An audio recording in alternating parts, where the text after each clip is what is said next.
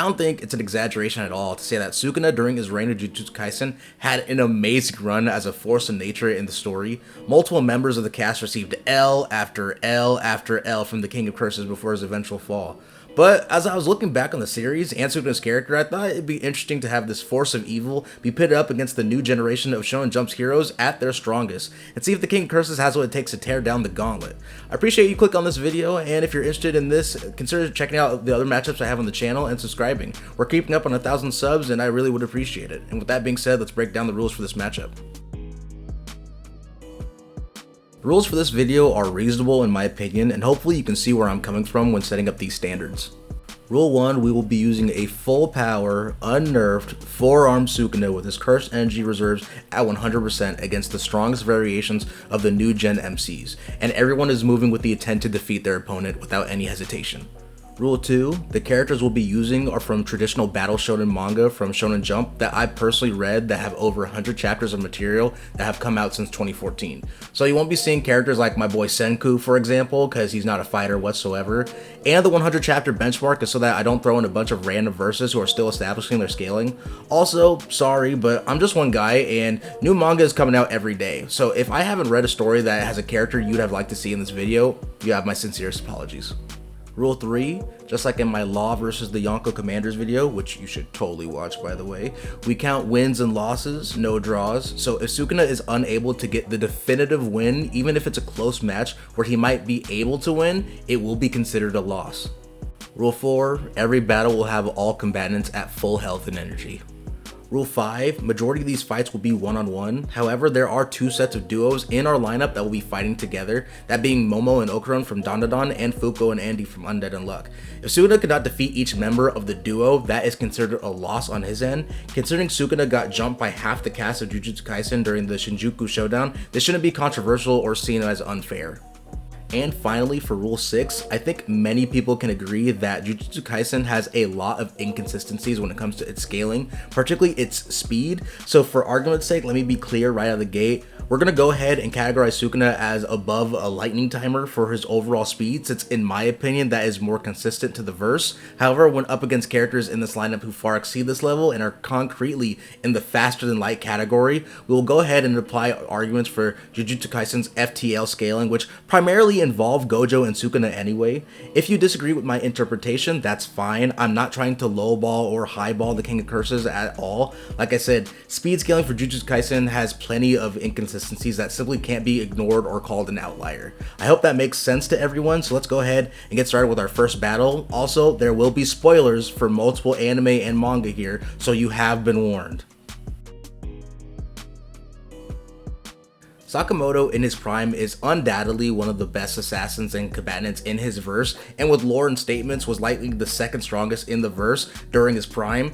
However, in comparison to the King of Curses, none of that truly matters. Sakamoto may be a beast in his universe, but it's just the truth that he's fodder to Sukuna no matter how you slice it. Sakamoto has no answer to being hit by dismantle or cleave. He's been hurt by individuals with either equipment or their own strength, which scales drastically below Sukuna. The entire fight would be Sukuna bullying Sakamoto if he felt like it, or outright just casually negging him like with one of his slashes. Not an exaggeration to say Sukuna wouldn't be trying at all in this match. That's 1-0. Unfortunately for our supernatural yokai and alien fighting duo, they too do not stack up to the King Curses in my opinion. It's more consistent to say that at their best, Momo is capable of throwing massive amounts of large objects and debris at her opponents, as well as having her ace tri-beam that can rip through dimensions if it lands against her opponents, and Okarun is relative to Evil Eye and can hold his own against many of the aliens we see trying to invade Earth. The problem though is that in comparison to Sukuna, both of them are very slow. Momo herself blatantly does not scale in terms of physical combat and speed to Okarun. In many of the battles, she has the movement speed of just an average teenage girl, usually being literally carried by Okarun while he's running. Okarun, on the other hand, is confirmed to move at 100 kilometers per hour, which is well below Nao's Mach 3 movement speed, let alone Sukuna, who can drastically scale above him. Some might reference Okarun utilizing telephone wires that allow him to gain a huge jump in speed. Electricity traveling through telephone wires can reach speeds of up to 99% the speed of light, allowing Okarun to decimate opponents who are slower than him. However, this ability is situational at best because it does rely on having telephone wires in the area where he's fighting. Okarun cannot reach these speeds on a normal basis, and in future fights this is clearly shown, meaning he is capped at 100 km/h speed on a normal basis. Nothing is preventing Sukuna from immediately blitzing Momo and Okarun. If you think I'm being disingenuous with their scaling, just want to end this by saying neither of them have an answer to Malevolent Shrine. There wouldn't be anywhere for them to run to as well, since it's an open buried domain, meaning once it opens, both of them will be swiftly shredded to pieces. That's 2-0 for the King of Curses. Because I said we're using the strongest forms of each main character, I feel like I have no choice but to talk about what happens at the end of the final arc. So if you're an anime only and you don't want to get spoiled for what happens at the end of Demon Slayer, please click to another section of this video. And now that that's out of the way, let's go ahead and talk about Demon King Tanjiro versus Sukuna. Muzan quite literally states that he's going to pump Tanjiro's body with all of his blood and power, giving Tanjiro a huge boost on strength. Stack that on with the fact that by the time Tanjiro fights against Akaza and Muzan in the final arc, he is undoubtedly performing on the same level as the other Hashira, meaning this boost makes him a genuine monster. Some things to also consider is that this version of Tanjiro has no weaknesses to the sun, can regenerate, has these weird bone appendages that he can use as blade whips, but also has an unnamed blood demon art that allows him to shoot a ball of energy out at his opponents. The problem with this version of Tanjiro is that essentially what undid this transformation was the good old power of friendship, which we're not using here. So effectively, Sukuna is facing off against an immortal demon that can keep regenerating without limit. It has no glaring weaknesses like the sun taking him out. It's hard to truly gauge how fast Tanjiro is at this moment as well, since Tanjiro was in this form for a short period of time, but we can definitely say that because he's way faster than Kanroji, who was dodging lightning in her battle with the fourth moon, Tanjiro is unquantifiably above this. Sukuna has an extremely high reserves of CE and will likely not go down immediately from taking any attacks from Tanjiro, either by blatantly tanking them or using a reverse curse technique to recover from the damage. Regardless though, this essentially becomes a war of attrition with things not favoring Sukuna. Dismantle, Cleave, Malevolent Triad, the World Slash, and even his Fire Arrow all won't matter because of Tanjiro's regeneration. This isn't a no limits fallacy as well, because the whole point of Muzan's goal was that if he finds a way to become immune to the sun, he essentially becomes unbeatable without having some OP hacks ability to stop his immortality, which Sukuna does not have anything of the sort in his possession. So as the fight drags on, Sukuna will essentially be whittled down to the point he becomes weakened enough for Demon King Tanjiro to kill. Sukuna's dropping CE levels was a huge factor during the Shinjuku showdown, so this is a reasonable win for Tanjiro, making Demon King Tanjiro be the first in this video to get a victory over the King of Curses. That would be 2-1. And now for our next main character, we have Denji from Chainsaw Man in his strongest form as the complete Chainsaw Devil. And this version of him that we're using is from part 2 of the story, where he fights against the War Devil Yoru and the Special Division. The reason why we're using this version instead of the one who fought Makima is due to the fear amps in the world of Chainsaw Man. Essentially, the more feared a devil is, the stronger they become. In the battle against Makima, Makima orchestrated the events of the story to have the public consider Chainsaw Man a hero, meaning that majority of people were not afraid of him, which weakened him during the battle. In contrast, due to the rampage of the Chainsaw Man cult, fear for him has grown high, making him stronger. Also, it's important to note that we're using Denji's version of Chainsaw Man and not just Pochita in the past, because based on lore, Pochita would drastically outscale anything we've seen Denji do as the Chainsaw Devil. And in a fight against the King of Curses, the hero of hell is likely getting slammed on his head pretty badly. This is due to the fact that Denji was unable to react to Yoru's gun gauntlet attacks. The Gun Devil's attacks have been calculated to be at massively hypersonic or pushing Mach 1400. Comparing that with Sukuna being well into the lightning timer tiers of speed, Denji seemingly will get outpaced. And unlike Tanjiro, Denji isn't going to be able to regenerate his body without limit, because without a supply of steady blood that Denji can drink from, his regenerative abilities become very limited and will run out the more serious damage he sustains. So if Sukuna were to use his slashes or even open up Malevolent Shrine, there truly wouldn't be anything Denji could do, and he'd likely take the L, leaving Sukuna now with 3 wins and 1 loss. Moving on, we have our strongest kaiju in recorded history, that being Kafka Hibino from Kaiju number 8 in his evolved state. We are admittedly still learning about the depths of this transformation at the time of recording, but it is undoubtedly a huge boost to his already wildly powerful strength, going so far as to be stated that his presence alone marks the end of civilization, and that if Kafka became an enemy of all of humanity, he'd be capable of wiping out everyone with nobody being able to stop him. Just to really highlight how insane his evolved state is, much weaker kaiju in this verse have the potential to cause tsunamis just from their emergence, which also have proven to be directly related to earthquakes. An earthquake required to cause a tsunami has to be bare minimum a 7.5 on the Richter scale, which is calculated to already be at island level plus in terms of seismic energy generated, and Kafka is confirmed to automatically scale drastically above this as early as chapter 8 of the story due to being the strongest kaiju in recorded history, clocking in at 9.8 in his fortitude level, the difference in power highlighted in chapter 8 seemingly on a logarithmic scale as well. Keep in mind, this is before any training arcs, unlocking new levels of power, or transformations. This is Kafka at his absolute weakest. The force of his normal attacks are able to completely tear apart anyone who isn't bare minimum relative to him in durability, and even more so when he increases his energy levels, as seen when he rips apart Kaiju number 9 all the way down to their skeleton, who was clocked at 8.5 for their fortitude level.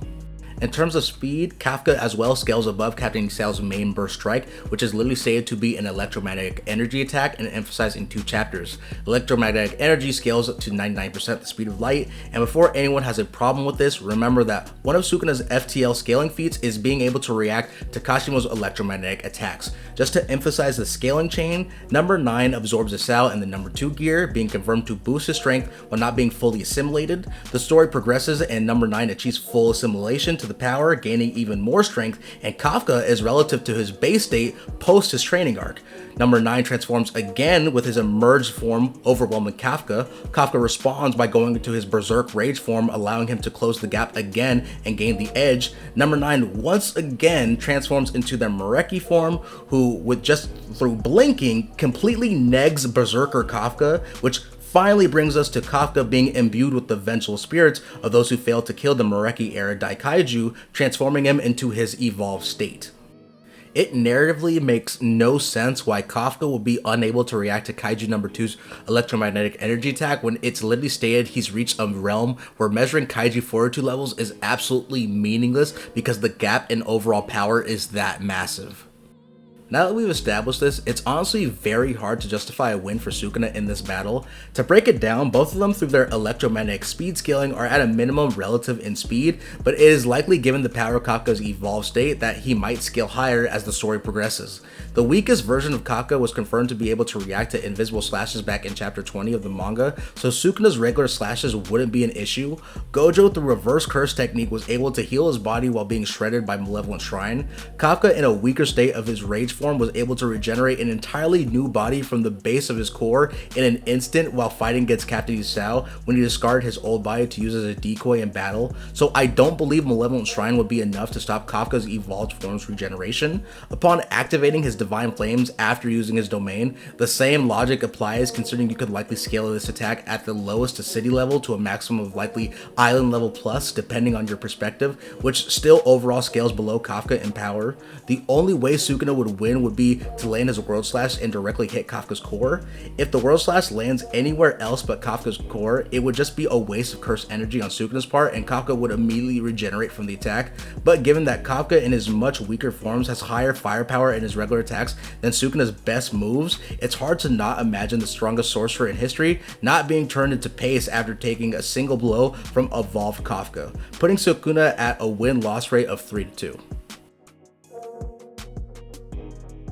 And now for our other duo, we have Fuuko and Andy from Undead Unluck, and I'm going to keep things very brief because Sukuna is not going to be able to pull a victory here. Now, in regards to Fuuko, she has come a long way and doesn't necessarily need Andy to hold her own in a fight in her verse, but she still has the physical capabilities of a peak human athlete, which for this matchup will not help her. Andy might be able to protect Fuuko from Sukuna's normal strikes, but if Sukuna pops open a Malevolent Shrine, Fuuko will be ripped to shreds given the sure hit effect of the attack.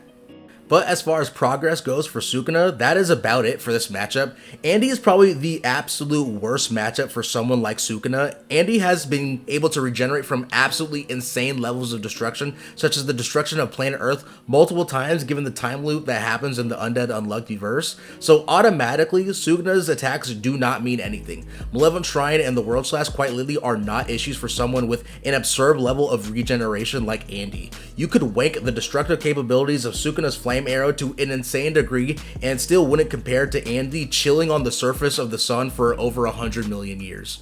So since we've covered how useless Sukuna's arsenal is against Andy, the question becomes, how does Andy beat Sukuna? And it's very simple. In Undead Unluck, negators are able to use their souls to amplify the power in their attacks. In chapter 187 on the Undead Unluck manga, Andy from the surface of the sun uses his soul to shoot his parts bullets to the earth in just a few seconds.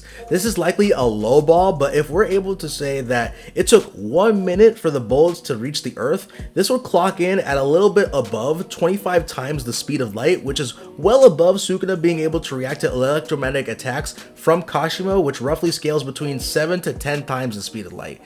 And considering that this version of Andy is weakened and in normal combat is able to shoot his parse bullets without limit or fatigue, Sukuna is getting decimated by the Undead Immortal, making his win-loss rate now 3-3.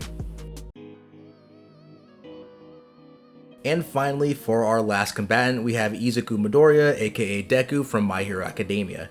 And compared to his beginnings as a crybaby who can't control his powers and is constantly breaking his bones, War Arc Deku is a legit monster in comparison. Considering that the refracted naval laser is literally light, Deku 100% scales drastically above this. Even with Sukuna's best scaling, there's virtually nothing that's stopping him from getting immediately blitzed by Deku, and due to the fact that War Arc Deku's attack strength is directly stated to be slightly stronger than Prime All Might, we're talking about Sukuna getting hit by upwards to multi-continental levels of force, which frankly is just multitudes above anything Sukuna has ever been able to sustain. Sukuna's slashes won't matter as well due to Deku having danger sense, allowing him to react to all Sukuna's slashes. The only way Sukuna would be able to pull off a win would be if Midoriya just stood there and did nothing and allowed Sukuna to hit him with Malevolent Shrine or the World Slash. Deku towards the end of My Hero is just playing an entirely different ballpark, and Sukuna is getting blitzed in one shot. And to finish up, that leaves Sukuna at a win-loss rate of 3 wins and 4 losses. Honestly, before researching for this battle, I genuinely thought Sukuna would at least get more than 50%, but it turns out that some of the new gen MCs are really built different. Thank you very much for watching, and by all means share your thoughts in the comments below. I'm more than happy to listen to any suggestions for future matchups. If you like what you saw, then I'd appreciate it if you subscribe for more of my content later on, and check out what I already have up on the channel. Hope you all have a good day, and please stay safe. Peace.